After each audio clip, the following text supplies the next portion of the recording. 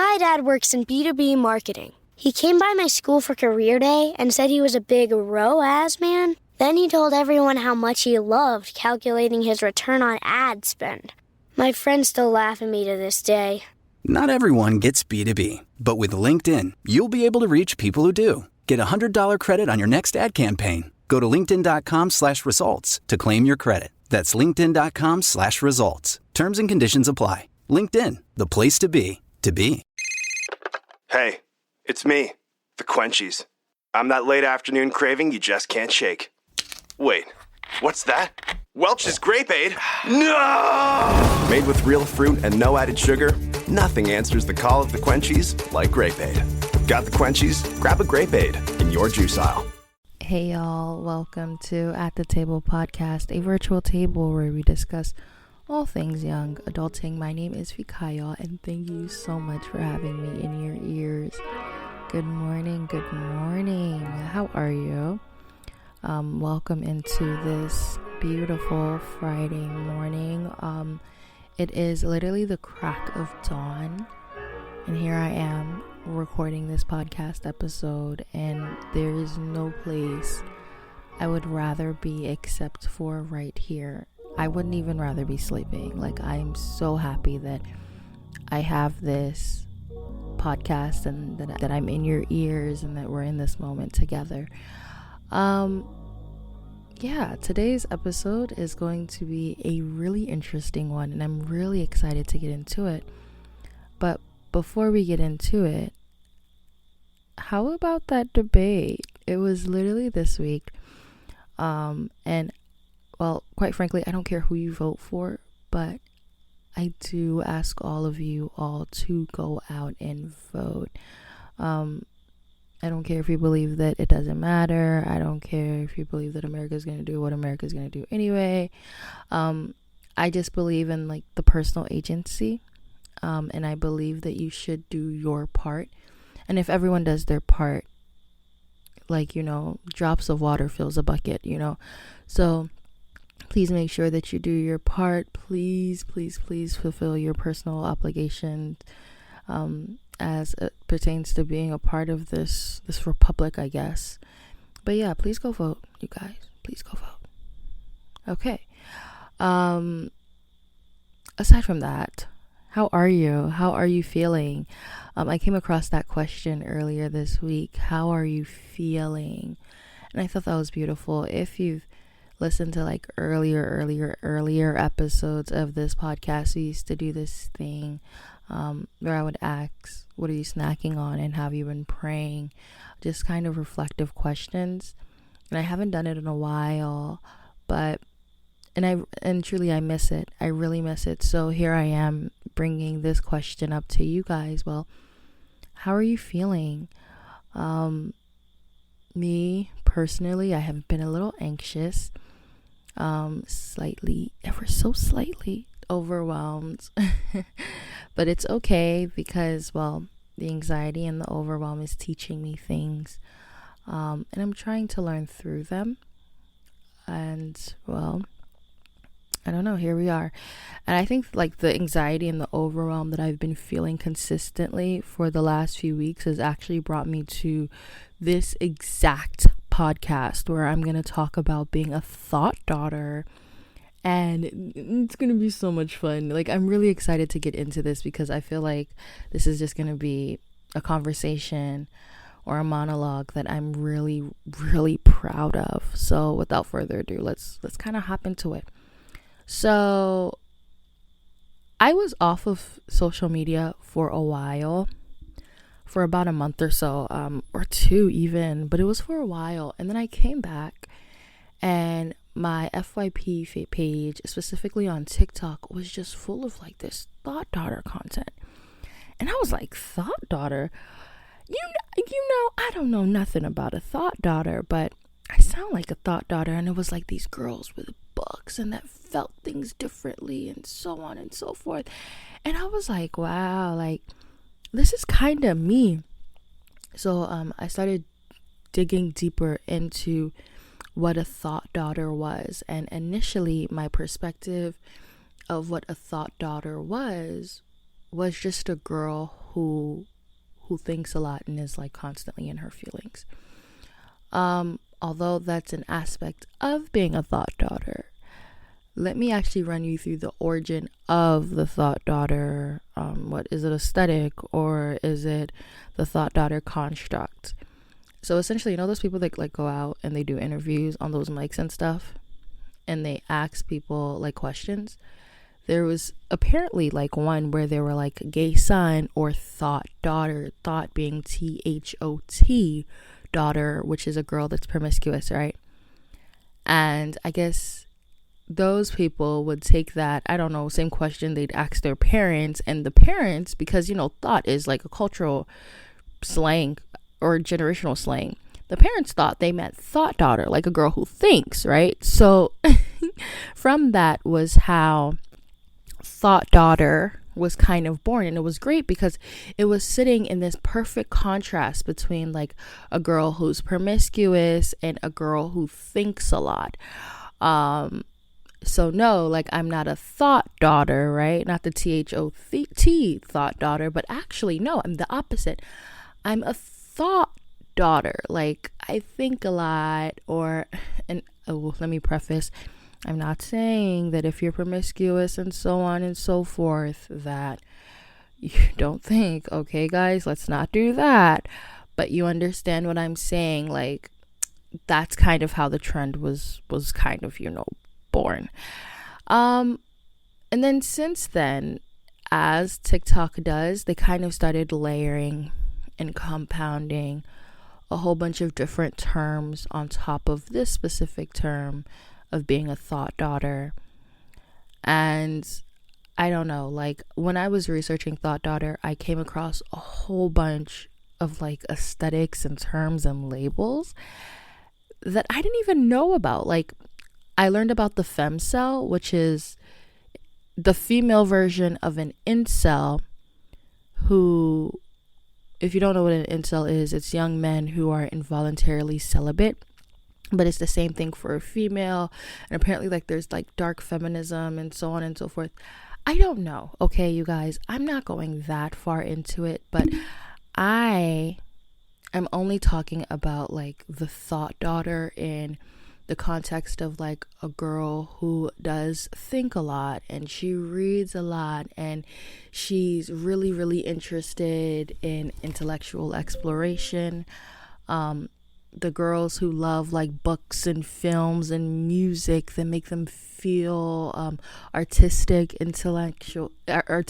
like intelligence, deep philosophical thinkers, like these kind of girls, like kind of the Rory Gilmore aesthetic kind of girls, and that is the type of thought daughter, like I don't know, that I think I was initially introduced to, and the one that like I'm trying to like explore. At the end of this, I will ask and kind of like, I don't know, think or talk through like whether I'm a thought daughter or not. But there's another aspect of this that I wanted to touch on as well, and it talked about how these thought daughters, right, they struggle with anxiety and overthinking, and because of that they feel like they're misunderstood and tend to isolate. And I thought that was interesting. Another aspect of being a thought daughter is this constant grappling with the complexities of womanhood. And a lot of these girls, they will tend to journal and they will tend to read a lot, or read very specific books or watch very specific movies to evoke a very specific kind of feeling. Now, like, obviously when I was experiencing the content on TikTok, I was given one image of what a thought daughter was, but when I was listening to these video essays of what a thought daughter was, it was another thing entirely. Now, like, this begs to ask the question, like, am I a thought daughter? You guys know I love introspection. I love thinking, like, really hard. But I'm not sure. I think that when we begin to label everything, we start to give like really hard definitions to things that shouldn't be.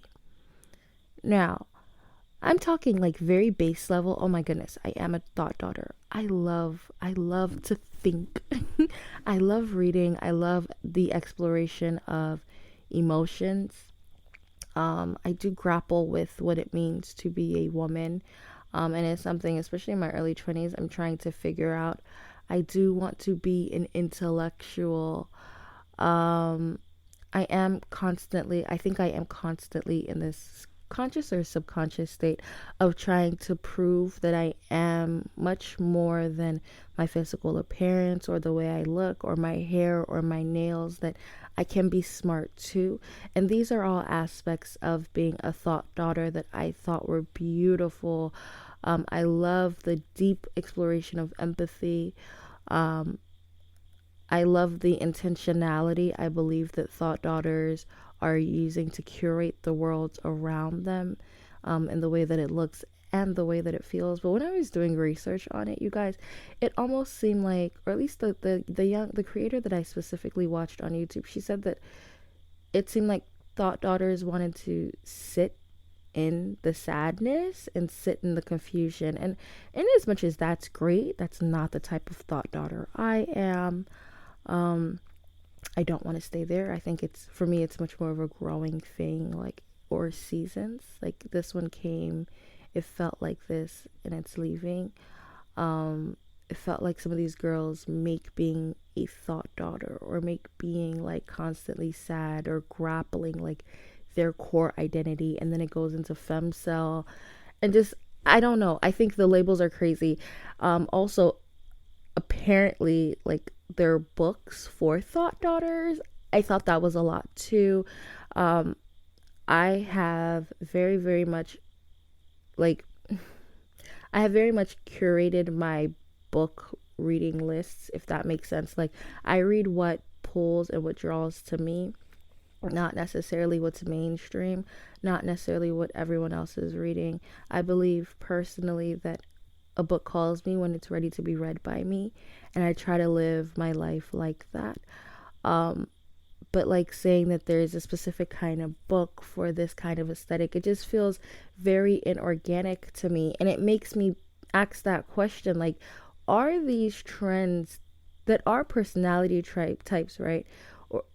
Are they just aesthetics? Like, and I think that sucks. Like, it really, really sucks, because there are people that live these kind of these type of lives, and it's organic to them. Like, this is the type of person they are. Like, I do tend to grapple with anxiety and overthinking, and because of it, like, I am this like color of feminism. But because now we've made this color of feminism this specific kind of color, like, everyone is trying to fit into this color, but the beauty was that it was organic. I hope that's making sense. But I hate that. Like, I hate that for us. I hate that people can't just be who they are without it becoming an aesthetic. And with there having to be hard boundaries as well, or hard guidelines as to how you can and cannot become something. This question, and as I'm thinking about it now, like, it lends to such a bigger question to like labels and identities. And I don't know if in a society, these labels, these specific ones, you guys, listen to my words, but these specific labels help or hinder us. I'm unsure. I'm so unsure. And as someone who has constantly struggled with labels, and I'm not talking about gender labels, you guys, I'm speaking more about like, how do I dress? You know, what type of female am I? What type of energy do I elude? Like, what would you call this energy? Like, what's my aura? Like, as someone who has constantly struggled in these labels, I think it's very restrictive that we put ourselves in these. And I think it's as I'm thinking about it now, like, I'm like, okay, but like, why even do it? Why participate in labeling culture, right? But because I'm so introspective, I feel like I have to get down to everything. And one thing that I'm trying to learn through my adulthood is the fact that an emotion can just be an emotion. It doesn't have to have a name. It doesn't have to have a label. Or your dress style can just be your dress style. It doesn't have to have a name, and it doesn't have to have a label. And the type of person you are can just be you. Like, it doesn't have to have a name. It doesn't have to fall into and under an aesthetic. But I think that's something that has been pushed on us by our generation. Like, everything must make sense. Everything must have a resolve. Everything must end with a period or with some type of punctuation. And I just think that's untrue. And it's so funny because this is coming from a podcast that talks about like whether I'm a thought daughter or not. And you see, like, I feel like even as you hear my monologue and how I talk to myself and how my brain kind of thinks, like, I'm a thought daughter, you guys. But then also in the like the video essays that I listened to, they were like how do you know that other people don't think the way you do? Or how do you know, or how can you say that your thoughts are more valid than other people's thoughts? And I thought that was a fair question because it's true. Like, I don't know. I have no idea. Like, I'm only going to experience living life through me. And I can't speak to and for anyone else. But, so I don't know, like, if you guys think like this. But to be honest, if you guys are listening to my podcast, you guys probably already think like this.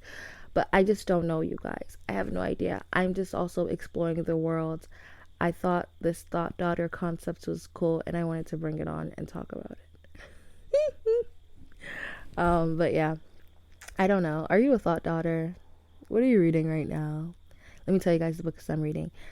I'm going through an emotional season in my life. So I'm reading everything on love. I'm reading Conversations on Love. I'm trying to read through the Book of Disquiet, and there was another one I'm reading through. Oh, it's called Not Broken or Broken, a non-halal love story or something like that. And it's about a Muslim Nigerian Hausa girl, which is very interesting. But yeah, girl is reading a lot in this season. I'm watching Gilmore Girls. I'm drinking a lot of butter pecan coffee. Fall is around the corner on September 22. I can't wait to decorate everywhere with pumpkins. But yeah, you guys, I think that's it. I'm done with my thinking, my thoughts. I don't know. I hope you guys enjoy this episode. I hope you guys liked kind of listening to my thoughts, kind of being in my head. Of course, please rate the podcast. It really, really, really helps me. What else? Please follow the podcast Instagram at @thetable_pod. It would also be wonderful if you would let me know if you'd like to come on the podcast. We can talk about anything. We could talk about everything. This is a table. Please come sit with me. And what else? I don't think there's anything else, you guys. Please comment. What's it called? Spotify has given me the ability to be able to comment to you guys. So please, please, please comment. That'd be wonderful. And please remember to pray all the time and laugh really, really, really, really, really, really, really, really, really, really, really, really loud. Okay, bye.